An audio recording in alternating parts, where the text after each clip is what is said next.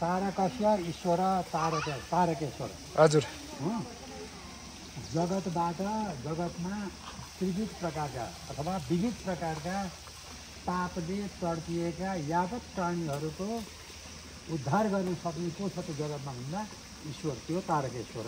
हजुर पहिलो तारकेश्वरलाई बोल्नु पऱ्यो। अब तारकासुर र भगवान् शिवको चाहिँ युद्धको बारेमा पनि पौराणिक कथाहरू प्रशस्ति सुन्न पाइन्छ शिव पुराणमा, अरू विभिन्न पुराणमा। अब यसको नाम हो महेन्द्रगिरी पर्वत। हजुर यो महेन्द्रगिरी पर्वतमा चाहिँ तपाईँहरूले स्कन्द पुराण अन्तर्गतको सोस्तानी पर्दा याद गर्नु, जुन ठाउँमा लक्ष्मीले आएर भगवान्को तपस्या गर्नुभएको छ। हजुर त्यो लक्ष्मीलाई भगवान्बाट के प्रार्थना के वरदान मिलेको छ भने, जसले कार्तिक कृष्ण अमावास्याको दिनमा चाहिँ तिम्रो जगत पूज्य बन, तिमी जसले चाहिँ लक्ष्मीको चाहिँ उपासना गर्छन्, ती लक्ष्मीका उपासना गर्नेहरूले हर कार्तिकको चाहिँ अमावास्याको दिनमा चाहिँ यो जगतले पुज्नु भनेर आशीर्वाद दिन्छ। त्यहाँबाट लक्ष्मीको त्यत्रो चाहिँ कीर्ति बढेको भयो। हजुर भगवान् शङ्कर शिव पुराणमा स्पष्ट छ, मैले पढेकै छु। हजुर भगवान् श्रीकृष्णले शक्ति उपार्जन र सन्तान उपार्जनको लागि र त्यो सम्पत्ति वैभव प्राप्तिको लागि भगवान् शङ्करकै उपासना गर्नुभएको छ। जुन उपासनाबाट उहाँले सुदर्शन चक्र प्राप्ति गर्नुभएको छ। अनि त्यो द्वारका धाममा चाहिँ त्यो समुद्रमा सहर बसाल्न सक्नु भएको छ र 56 कोटी सृष्टि गर्नुभएको छ। त्यत्र चाहिँ राजकुमारीका साथमा विवाह गर्नुभएको छ।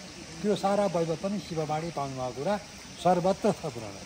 हजुर अब यो तारकेश्वर महेन्द्रगिरी पर्वत चाहिँ मेरो पुस्ताहरू चाहिँ गोर्खाबाट हजुर मभन्दा 7 पुस्ता अगाडि हजुर श्रीधर नाम गरेको ब्राह्मण आउनुभएको छ। हजुर गोर्खादेखि हजुर हजुर श्रीधर भनेको मेरो नाम रामकृष्ण अर्याल हो। हजुर मेरो बुवाको नाम मनोरथ अर्याल। हजुर उहाँको बुवाको नाम, मेरो हजुरबुवाको नाम श्रीकृष्ण अर्याल। हजुर उहाँको बुवाको नाम नन्दलाल अर्याल। हजुर उहाँको बुवाको नाम धनपति अर्याल।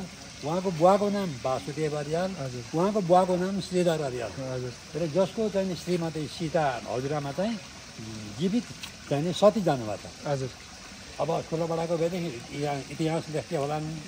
अब सामान्य गाउँघरमा बसेर कुटो कोदालो गरेर यो ढिँडो पिठो खाने ब्राह्मणको हो, त्यो त कसैले लेखेन। हजुर अनि 7 पुस्ता अगाडि यहाँ आउँदाखेरिमा यहाँ कसको चाहिँ आराधना गरेर कसको उपासना गऱ्यो भनेदेखि यहाँ अडिएर हामी एक माना पिठो खान सक्छौँ भनेर खोजी गर्दा यहाँ अरू अन्यत्र कहीँ पनि केही मिलेन।